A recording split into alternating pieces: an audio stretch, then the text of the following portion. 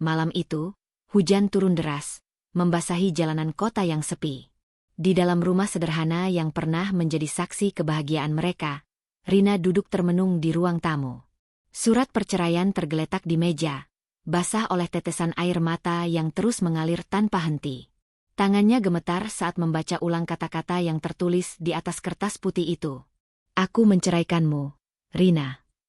Hanya satu kalimat, namun cukup untuk menghancurkan dunia yang selama ini ia bangun dengan penuh cinta dan kesetiaan. Suaminya, Bayu, pria yang telah mendampinginya selama 7 tahun, memilih untuk pergi. Bukan karena mereka tidak bahagia, bukan pula karena pertengkaran hebat yang tak bisa didamaikan. Bayu pergi karena wanita lain. Rina masih mengingat dengan jelas saat pertama kali ia mencurigai perubahan suaminya. Bayu yang dulu selalu pulang tepat waktu, mendadak sering lembur. Nada suaranya berubah, sikapnya dingin, dan yang paling menyakitkan, dia tak lagi memandang Rina seperti dulu. Seakan-akan, cinta yang pernah ada di antara mereka telah lenyap begitu saja. Dan benar saja, malam itu, Bayu pulang membawa kenyataan pahit. Aku ingin bercerai. Rina hampir tertawa mendengar permintaan itu. Secepat itukah perasaan bisa berubah? Secepat itukah pria yang pernah berjanji untuk mencintainya selamanya memilih untuk pergi? Kenapa, Mas? Tanyanya dengan suara bergetar. Bayu menghela napas, seakan merasa bersalah. Maaf, Rina. Aku mencintai orang lain. Rina merasa dunianya runtuh. Siapa? Sebuah nama meluncur dari bibir Bayu, nama yang tak pernah Rina duga akan menghancurkan hidupnya. Siska. Wanita itu adalah teman sekantor Bayu, yang selama ini Rina kira hanya sebatas rekan kerja biasa. Tak pernah terpikir oleh Rina bahwa di balik setiap pesan yang dikirimkan Bayu dengan senyum tersipu, ada sesuatu yang lebih dari sekadar hubungan profesional. Jadi, semua ini karena dia. Suara Rina nyaris tak terdengar. Bayu tidak menjawab, hanya mengangguk pelan. Rina menggigit bibirnya, mencoba menahan emosi yang siap meledak. Kamu tahu betapa aku mencintaimu, Mas. Bayu menundukkan kepala. Aku tahu. Dan aku minta maaf. Maaf? Kata itu terlalu kecil untuk menebus luka yang ia tinggalkan. Dengan hati yang hancur, Rina menandatangani surat perceraian yang sudah disiapkan Bayu. Ia tidak ingin memohon atau mempertahankan seseorang yang hatinya telah berada di tempat lain. Ketika Bayu pergi meninggalkan rumah malam itu, Rina duduk terdiam. Tangannya meremas dadanya, seakan mencoba menahan sakit yang menggerogoti jiwanya. Ia ingin berteriak, ingin menangis sekencang-kencangnya, tetapi tidak ada suara yang keluar. Hanya keheningan yang menemani malam itu. Beberapa hari setelah perceraian, Rina mencoba mengumpulkan sisa-sisa keberanian yang masih tersisa. Ia harus kuat, terutama untuk putra kecilnya, Dimas, yang masih berusia 5 tahun. Namun, kehidupan belum selesai mengujinya.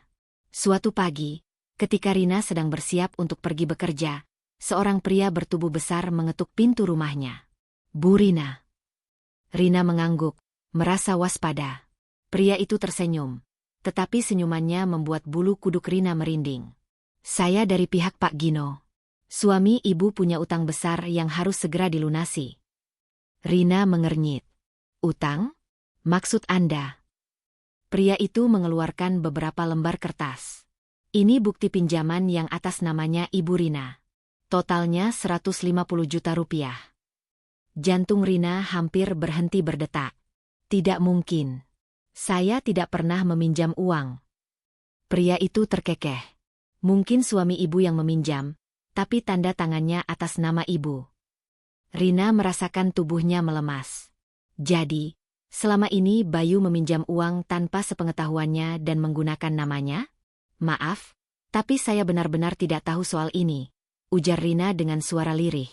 Pria itu mendekat, menatapnya dengan tajam. Itu bukan urusan kami, Bu. Yang jelas, utang harus dibayar. Kalau tidak, jangan salahkan kami kalau terjadi sesuatu. Seketika, ketakutan menjalar ke seluruh tubuh Rina. Ia kini tidak hanya harus berjuang sendiri setelah diceraikan, tetapi juga harus menghadapi ancaman rentenir karena perbuatan mantan suaminya. Di saat hidupnya sudah cukup hancur, Bayu meninggalkan bom waktu yang siap meledak kapan saja. Rina menggenggam tangan Dimas yang berdiri di sampingnya, tak mengerti apa yang sedang terjadi. Ia menatap mata anaknya yang polos, lalu menarik napas panjang. Ini belum berakhir. Ia tidak akan membiarkan hidupnya diinjak-injak begitu saja. Hari-hari setelah kedatangan rentenir itu terasa seperti mimpi buruk bagi Rina. Setiap pagi, ia bangun dengan perasaan cemas, takut jika mereka datang kembali. Setiap kali ada suara ketukan di pintu, jantungnya berdegup kencang, khawatir mereka datang untuk menagih utang yang bukan miliknya. Namun, ketakutannya menjadi kenyataan lebih cepat dari yang ia duga.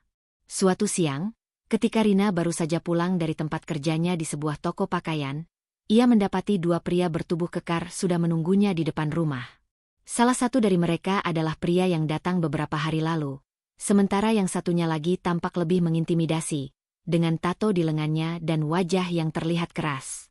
"Bu Rina, kami datang lagi," ujar pria pertama dengan senyum penuh arti. Rina menelan ludah, mencoba menguatkan diri. "Saya sudah bilang, saya tidak tahu soal utang ini." Pria bertato itu tertawa kecil. "Tapi ini namanya ibu yang tercantum di surat perjanjian." Ia mengangkat selembar kertas di depan wajah Rina, seolah ingin memastikan ia melihatnya dengan jelas. Rina memandang tanda tangan yang tertera di sana. Itu memang mirip tanda tangannya, tapi ia yakin tidak pernah menandatangani apapun. Pasti Bayu yang telah memalsukannya. "Saya tidak akan membayar utang yang bukan milik saya," ucap Rina dengan suara bergetar. Wajah pria bertato itu berubah serius. "Ibu pikir kami peduli soal itu? Kami hanya ingin uang kami kembali. Kalau tidak bisa bayar dengan uang, ada cara lain." Seketika, ketakutan menguasai Rina. Ia melangkah mundur, berusaha menjaga jarak dari kedua pria itu. "Besok kami akan kembali," lanjut pria itu. "Siapkan uangnya. Kalau tidak, bersiaplah untuk konsekuensinya." Rina merasa lemas saat mereka pergi. Ia masuk ke dalam rumah dan langsung mengunci pintu. Tangannya gemetar saat ia meraih ponselnya. Bayu. Pria itu harus bertanggung jawab atas semua ini. Dengan tangan yang masih gemetar, ia mencari nomor Bayu dan meneleponnya. Namun, seperti yang sudah ia duga, panggilannya tidak dijawab. Ia mencoba lagi, dan lagi, sampai akhirnya suara wanita yang tidak asing terdengar di ujung telepon. "Halo." Itu suara Siska, wanita yang menjadi alasan kehancuran rumah tangganya. Rina menggigit bibir, menahan amarah. "Mana Bayu?" tanyanya tajam. Terdengar suara cekikikan sebelum Siska menjawab. "Maaf, tapi dia sedang sibuk." "Ada perlu apa?" Rina mengepalkan tangan. "Katakan padanya kalau rentenir datang menagih utangnya yang atas nama saya. Aku tidak akan tinggal diam." Siska tertawa sinis. "Oh, itu? Yah, itu bukan urusan Bayu lagi, kan? Kalian sudah bercerai." Rina hampir melempar ponselnya karena frustrasi. "Aku akan melaporkan Bayu. Dia menggunakan namaku tanpa izin." "Terserah," jawab Siska santai. "Tapi sebaiknya kamu berhati-hati. Rentenir itu tidak peduli dengan siapa yang sebenarnya berutang. Mereka hanya mau uangnya kembali." Telepon terputus. Rina terduduk di lantai. Hatinya dipenuhi amarah dan ketakutan. Ia ingin menangis, ingin berteriak, tapi ia tahu itu tidak akan menyelesaikan apapun. Ia harus melakukan sesuatu. Ia harus melindungi dirinya dan Dimas. Namun, apa yang bisa ia lakukan? Keesokan harinya, ancaman itu menjadi semakin nyata. Ketika Rina pulang kerja, ia menemukan dinding rumahnya telah dicoret-coret dengan kata-kata mengerikan. "Bayar utangmu atau kami yang akan mengambilnya dengan cara lain." Tetangga yang melihat kejadian itu hanya bisa berbisik-bisik tanpa berani ikut campur. Tidak ada yang ingin terlibat dengan urusan rentenir. Ketakutan mulai berubah menjadi kemarahan. Rina tidak akan terus hidup dalam ketakutan. Jika Bayu berpikir ia bisa melarikan diri dan meninggalkan semua ini padanya, maka ia salah besar. Rina akan melawan. Dan ia akan memastikan Bayu membayar semua yang telah ia lakukan. Rina duduk di dalam rumahnya yang kini terasa semakin sempit. Dinding yang dicoret-coret rentenir membuatnya semakin geram. Ia tidak bisa tidur dengan tenang. Apalagi setiap malam selalu ada suara motor yang mondar-mandir di depan rumahnya, seolah-olah rentenir itu mengawasi setiap gerak-geriknya. Dimas, anaknya, yang baru berusia 5 tahun, mulai menyadari ada yang tidak beres. "Ibu kenapa murung terus?" tanyanya polos. Rina tersenyum, berusaha menyembunyikan ketakutannya. "Ibu hanya capek, sayang." Dimas mengangguk kecil, tapi sorot matanya menunjukkan bahwa ia belum sepenuhnya percaya. Malam itu, Rina mengambil keputusan. Ia tidak bisa hanya menunggu dan berharap semuanya membaik. Jika ia ingin keluar dari situasi ini, ia harus bertindak. Mengumpulkan bukti. Langkah pertama yang dilakukan Rina adalah mencari bukti bahwa ia tidak pernah menandatangani perjanjian utang tersebut. Ia ingat betul bahwa Bayu pasti telah memalsukan tanda tangannya. Ia pergi ke bank untuk meminta rekaman CCTV pada tanggal yang tertera di surat perjanjian itu, berharap bisa membuktikan bahwa saat itu ia tidak berada di tempat tersebut. Namun, ia kecewa ketika pihak bank menolak memberikannya tanpa perintah dari kepolisian. Sadar bahwa ia tidak bisa bergerak sendiri, ia mendatangi seorang pengacara pro bono yang direkomendasikan oleh teman kerjanya. Pengacara itu, Pak Bram, mendengarkan kisah Rina dengan penuh perhatian. "Kalau benar tanda tangan ini dipalsukan, kita bisa melaporkannya sebagai penipuan," ujar Pak Bram. "Tapi, masalahnya, rentenir itu tidak peduli dengan urusan hukum. Yang mereka inginkan hanyalah uang mereka kembali." Rina menghela napas panjang. "Saya tidak punya uang sebanyak itu, Pak." Pak Bram mengangguk mengerti. "Kita harus cari cara lain untuk menyelesaikan ini." Ancaman nyata. Malamnya, teror semakin menjadi-jadi. Saat Rina baru saja mematikan lampu dan hendak tidur, suara keras terdengar dari luar rumah. Brak! Rina terlonjak kaget. Ia segera berlari ke ruang tamu dan melihat jendela rumahnya pecah. Sebuah batu besar tergeletak di lantai, dengan secari kertas yang diikat di sekelilingnya. "Bayar utang atau anakmu jadi taruhan." Jantung Rina berdebar kencang. Tangan dan kakinya gemetar. Ini sudah kelewatan. Dimas, yang mendengar suara ribut itu, menangis ketakutan. "Ibu, aku takut," isaknya. Rina memeluk anaknya erat-erat. Ia tidak akan membiarkan sesuatu terjadi pada Dimas. Tidak akan pernah. Keesokan paginya, tanpa menunggu lebih lama, ia pergi ke kantor polisi dan melaporkan kejadian tersebut. Namun, seperti yang sudah ia duga, polisi hanya mencatat laporan tanpa memberikan solusi yang jelas. "Kami akan menyelidiki, Bu," kata petugas dengan nada datar. Rina mengepalkan tangan. Ia tahu polisi tidak akan banyak membantu. Ia harus menyelesaikan ini sendiri. Menyusun rencana. Rina menyadari satu hal. Jika ia ingin terbebas dari rentenir ini, ia harus membuat Bayu membayar. Bukan hanya membayar utangnya, tetapi juga membayar atas semua penderitaan yang telah ia sebabkan. Ia mulai mengumpulkan semua informasi tentang Bayu. Ia mencari tahu di mana Bayu tinggal sekarang bersama Siska. Ternyata, mereka hidup nyaman di sebuah apartemen mewah di tengah kota. Sialan. Bayu bersenang-senang dengan hidup barunya, sementara ia dan Dimas menderita karena utangnya. Rina tahu bahwa rentenir tidak akan berhenti sebelum mendapatkan uang mereka kembali. Dan jika mereka tahu bahwa Bayulah yang sebenarnya harus bertanggung jawab, mereka pasti akan mengejarnya. Sebuah ide berbahaya muncul di benaknya. Ia akan menjebak Bayu. Jika rentenir ingin uang mereka, biarlah mereka mencarinya langsung ke orang yang bertanggung jawab. Dengan rencana yang mulai terbentuk di kepalanya, Rina tersenyum kecil untuk pertama kalinya setelah sekian lama. Permainan baru saja dimulai. Rina menatap layar ponselnya, memastikan rencananya berjalan dengan sempurna. Ia sudah cukup lama menderita karena Bayu, dan kini saatnya Bayu yang merasakan akibat dari perbuatannya. Ia tahu betul satu hal tentang mantan suaminya. Bayu adalah pria yang tamak dan mudah tergoda oleh uang. Langkah pertama, menghubungi Bayu. Dengan hati-hati, Rina membuat akun WhatsApp baru menggunakan nomor yang berbeda. Ia tidak ingin Bayu menyadari bahwa ini adalah jebakan. Setelah memikirkan kata-kata yang tepat, ia mengetik pesan singkat. "Halo, Mas Bayu. Saya punya informasi penting soal peluang investasi besar. Minat. Ia menambahkan nomor seorang kenalan yang bekerja di dunia bisnis sebagai referensi agar terlihat lebih meyakinkan. Tidak butuh waktu lama sebelum Bayu membalas. Siapa ini? Rina tersenyum kecil.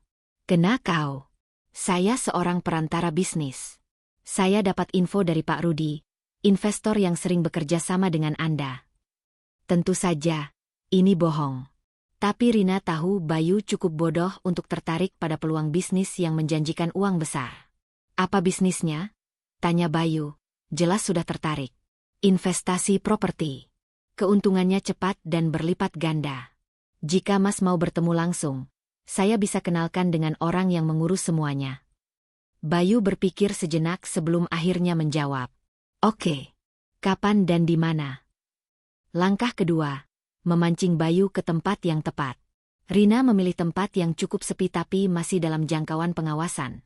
Sebuah kafe kecil di pinggiran kota yang jarang dikunjungi orang. Ia tahu bahwa rentenir yang menagih utang padanya selalu mengawasi gerak-geriknya. Ia bahkan sering melihat mereka mengintainya dari kejauhan. Jadi, Rina memanfaatkan hal ini dengan sengaja membuat pertemuannya dengan Bayu tampak mencurigakan. Ia mengirim pesan ke salah satu rentenir yang sebelumnya mengancamnya. Saya tahu siapa yang benar-benar berutang pada kalian. Temui saya di kafe Mawar pukul 3 sore. Saya akan memberikan informasi lengkap. Ia memastikan bahwa pesan itu cukup menggoda rentenir untuk datang, tapi juga cukup samar agar mereka tetap penasaran. Kini, ia hanya tinggal menunggu semuanya berjalan sesuai rencana. Hari pertemuan. Tepat pukul 3 sore, Rina tiba di kafe dan duduk di sudut ruangan. Beberapa menit kemudian, Bayu masuk, mengenakan kemeja mahal dan jam tangan mewah, seolah-olah hidupnya sempurna. Rina menahan rasa jijiknya. Mana orangnya? Tanya Bayu tanpa basa-basi. Sebelum Rina bisa menjawab, dua pria bertubuh kekar masuk ke dalam kafe. Mereka adalah rentenir yang selama ini menerornya. Wajah Bayu langsung pucat. Bayu, seru salah satu rentenir. Sudah lama kami mencarimu. Bayu menoleh ke arah Rina dengan ekspresi terkejut. Kamu jebak aku. Rina tersenyum tipis. Aku hanya memastikan orang yang berutang membayar apa yang harus dia bayar. Bayu berusaha melarikan diri, tapi rentenir itu lebih cepat. Mereka mencengkeram lengannya dan menyeretnya keluar. Aku nggak punya uang, teriak Bayu, panik. Tidak masalah, kata rentenir itu dengan senyum kejam. Kami punya cara lain untuk membuatmu membayar. Saat Bayu ditarik keluar, Siska, wanita yang merebutnya dari Rina, muncul dari luar kafe. Wajahnya terkejut melihat Bayu dalam cengkeraman para rentenir. Bayu, apa yang terjadi? Tanya Siska. Rina hanya tersenyum puas saat melihat wajah Siska berubah ketakutan saat mendengar rentenir itu mengancam Bayu. Ia tidak tahu bagaimana nasib Bayu selanjutnya, dan sejujurnya, ia tidak peduli. Ia sudah membalas dendam. Kini, ia bisa hidup dengan tenang bersama Dimas. Setelah melihat Bayu diseret oleh rentenir, Rina menghela napas panjang. Ada rasa lega yang tak bisa ia jelaskan. Meski dendamnya sudah terbalaskan, ia sadar ini belum sepenuhnya selesai. Ia masih harus memperbaiki hidupnya dan yang paling penting, melindungi Dimas. Ia tak ingin lagi hidup dalam ketakutan. Tak ingin lagi bergantung pada siapapun. Meninggalkan masa lalu. Beberapa hari setelah kejadian di kafe, Rina mendengar kabar dari seorang kenalan bahwa Bayu telah dipaksa bekerja di bawah tekanan oleh rentenir untuk melunasi utangnya. Siska, wanita yang merebut suaminya dulu, dikabarkan meninggalkannya setelah tahu Bayu kini tak punya apa-apa lagi. Rina hanya tersenyum kecil. Itu urusan mereka, bukan lagi urusannya. Sekarang, saatnya ia fokus pada kehidupannya sendiri. Pindah dari rumah lama. Rina memutuskan untuk meninggalkan rumah yang penuh kenangan buruk itu. Ia tahu, selama masih tinggal di sana, bayang-bayang Bayu dan utangnya akan terus menghantuinya. Ia menjual perabotan yang masih bisa digunakan dan mengontrak sebuah rumah kecil di daerah lain. Rumah itu memang lebih sederhana, tapi lebih aman. Dimas tampak bingung saat mereka mulai berkemas. Ibu, kita mau kemana? Tanyanya. Rina berjongkok dan membelai rambut anaknya. Kita pindah ke tempat yang lebih baik, sayang. Di sana, ibu dan Dimas bisa hidup dengan tenang. Dimas mengangguk meskipun masih belum sepenuhnya mengerti. Memulai usaha kecil-kecilan. Dengan sisa tabungan yang ia miliki, Rina mulai mencari cara untuk mandiri. Ia tak ingin kembali bekerja di tempat lama karena merasa perlu awal yang benar-benar baru. Setelah berpikir panjang, ia memutuskan untuk membuka usaha catering kecil-kecilan. Dulu, saat masih bersama Bayu, ia sering memasak dan mengurus segala keperluan rumah tangga. Kini, ia ingin memanfaatkan kemampuannya itu untuk menghasilkan uang. Awalnya, ia hanya menerima pesanan dari tetangga sekitar. Namun, dari mulut ke mulut, usaha Rina mulai dikenal. Ia juga memanfaatkan media sosial untuk memasarkan makanannya. Tak disangka, banyak yang tertarik. Pesanan semakin banyak, dan Rina mulai mendapatkan penghasilan tetap. Ia bahkan bisa menabung sedikit demi sedikit untuk masa depan Dimas. Gangguan terakhir dari masa lalu. Suatu hari, ketika Rina sedang sibuk memasak, ponselnya berdering. Nomor tak dikenal. Awalnya, ia ragu untuk mengangkatnya. Namun, entah kenapa, ia merasa harus tahu siapa yang menghubunginya. Saat ia mengangkat telepon itu, suara yang sangat familiar terdengar di ujung sana. "Rina, tolong aku." Itu suara Bayu. Rina langsung merasakan amarah yang selama ini ia tekan. "Apa yang kamu mau?" tanyanya dingin. "Aku nggak punya siapa-siapa lagi. Aku tahu aku salah. Aku menyesal. Rina, tolong aku. Rentenir itu nggak akan membiarkan aku hidup tenang kalau aku nggak bayar utangnya." Rina terdiam. Dulu, ia pasti akan merasa iba. Dulu, mungkin ia akan mencoba menolong. Tapi tidak sekarang. "Kamu sendiri yang membuat hidupmu seperti ini, Bayu," jawabnya. "Aku sudah cukup menderita karena kamu. Sekarang, giliran kamu yang merasakannya." Sebelum Bayu bisa berkata apa-apa lagi, Rina menutup telepon itu. Ia tersenyum kecil. Akhirnya, ia benar-benar terbebas dari masa lalunya. Kini, ia hanya ingin fokus pada dirinya sendiri dan Dimas. Dan untuk pertama kalinya setelah sekian lama, Rina merasa benar-benar tenang. Hari-hari berlalu dengan cepat. Rina kini sudah terbiasa dengan kehidupan barunya. Ia bangun pagi-pagi untuk menyiapkan pesanan catering, mengantar Dimas ke sekolah, lalu kembali bekerja. Tidak ada lagi rasa takut, tidak ada lagi ancaman dari rentenir. Hidupnya kini jauh lebih tenang dan penuh harapan.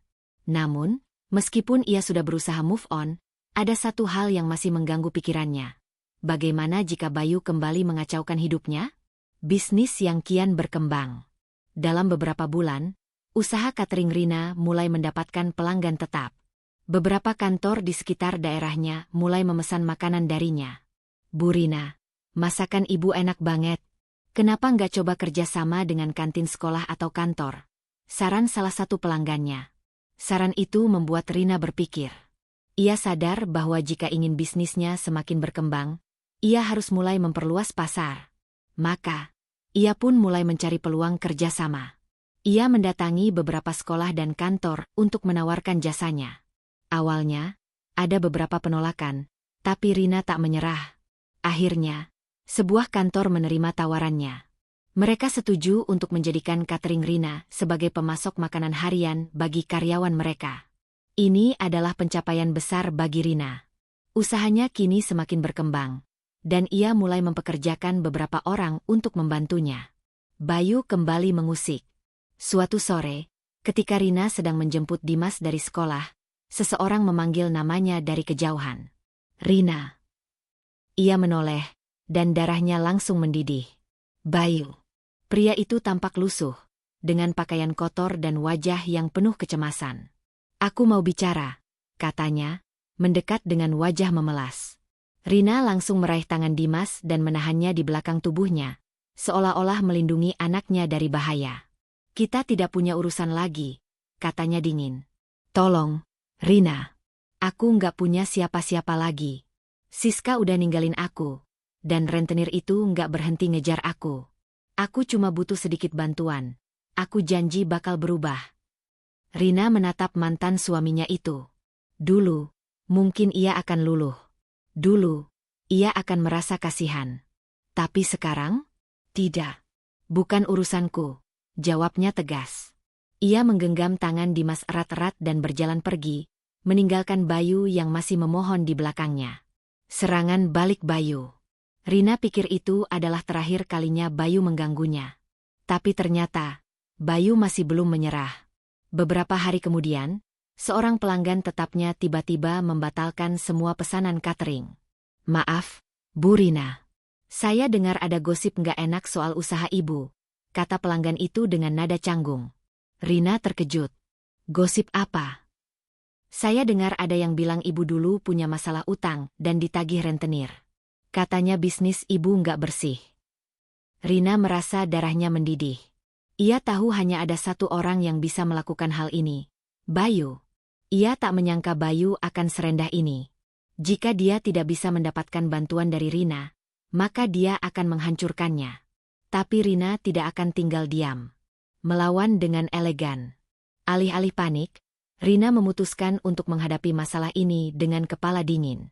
Pertama, ia menghubungi beberapa pelanggan tetap dan menjelaskan situasi sebenarnya. Ia tidak mau mereka percaya pada fitnah yang disebarkan Bayu.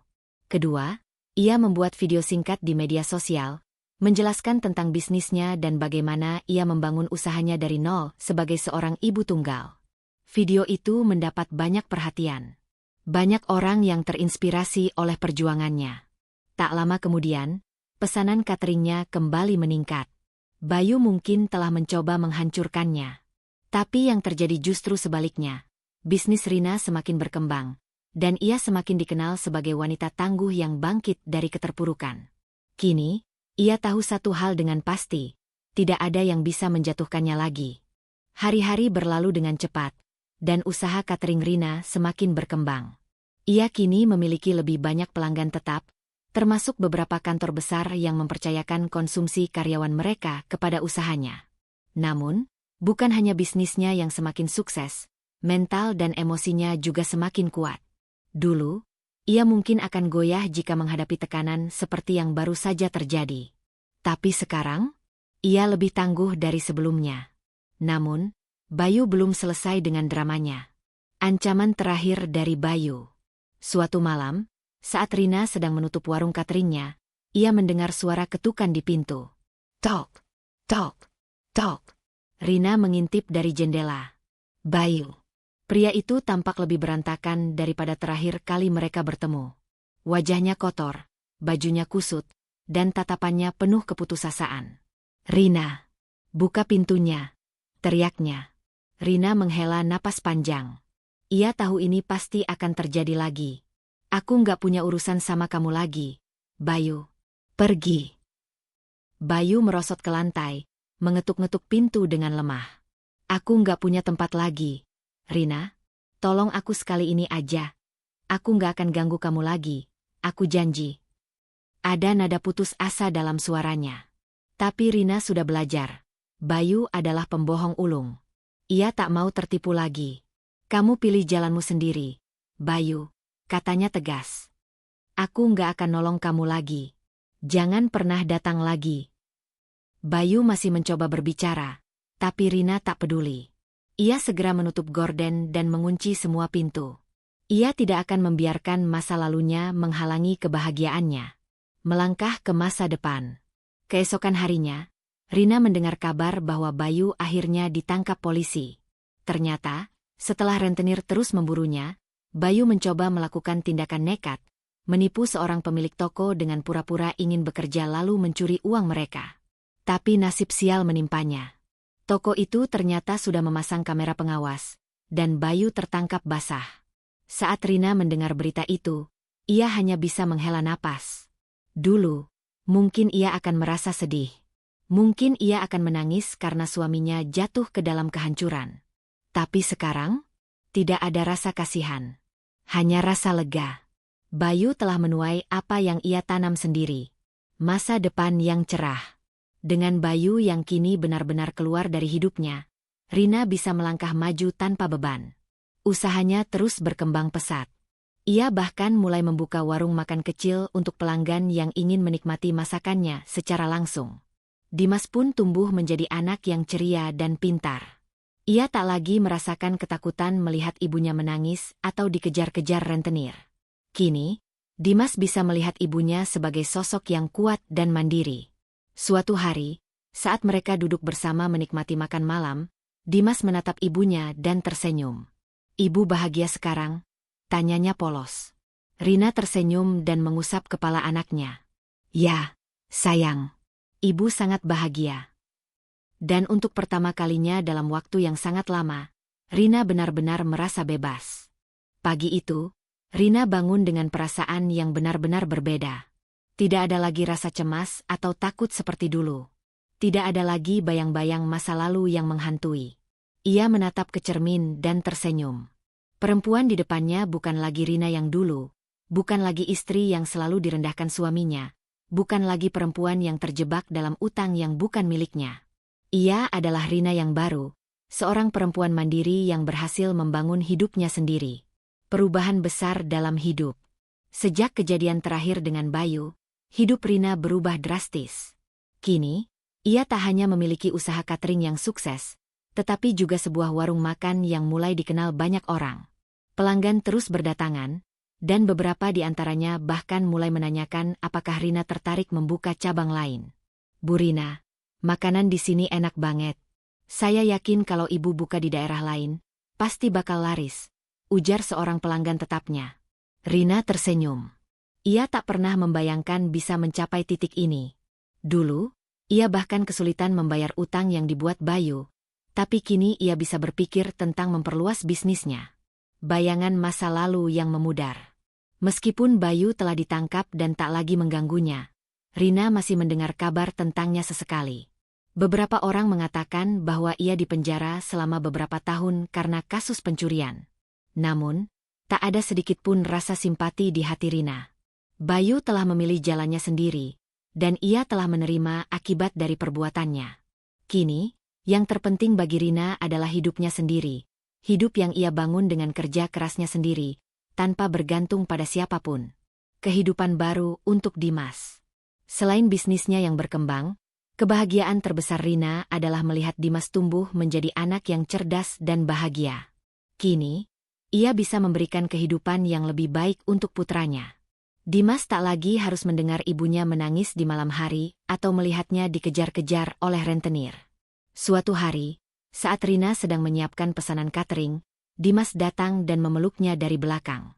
"Ibu," katanya pelan. "Apa, sayang?" "Aku bangga sama ibu." Rina terdiam sejenak, lalu tersenyum dan membelai kepala anaknya. "Ibu juga bangga sama kamu, nak," bisiknya. Dan saat itu, ia benar-benar yakin, ia telah menang. 5 tahun telah berlalu sejak hari-hari kelam dalam hidup Rina. Bayangan tentang Bayu, utang, dan rentenir kini hanya menjadi bagian dari masa lalu yang tak lagi mengusik pikirannya. Ia telah melangkah jauh dari keterpurukan dan membangun kehidupan baru yang lebih baik. Catering yang makin berkembang. Usaha cateringnya kini telah memiliki 2 cabang. Salah satunya dikelola oleh seorang karyawan kepercayaannya, sementara Rina tetap mengurus cabang utama. Banyak pelanggan yang datang setiap hari. Bahkan beberapa restoran mulai menawarkan kerjasama untuk menggunakan menu masakannya sebagai bagian dari hidangan mereka.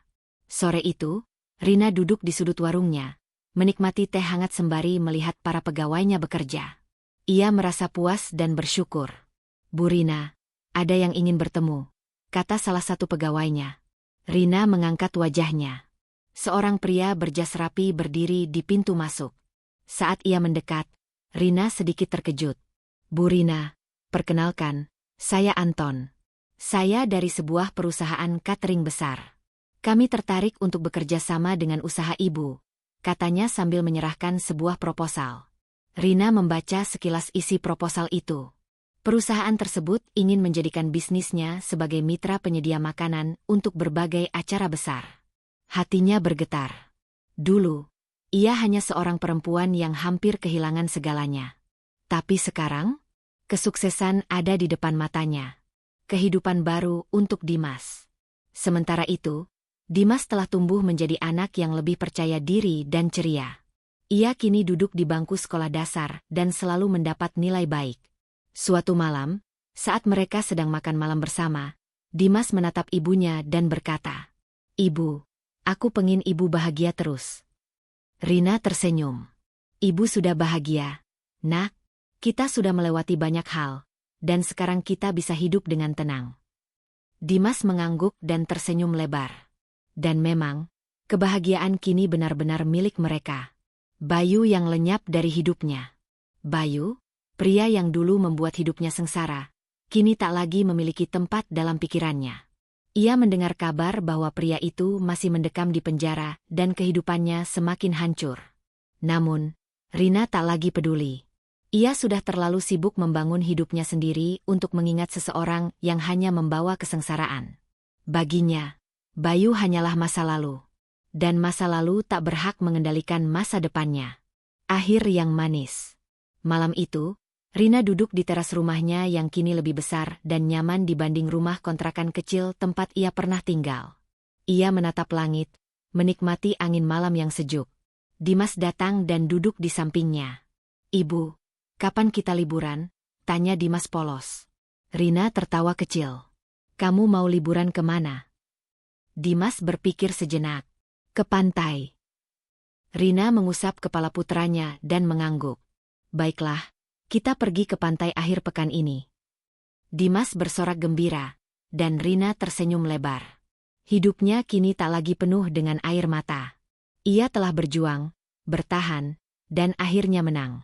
Dan kini, ia siap menjalani masa depan yang lebih cerah bersama anaknya. Tamat.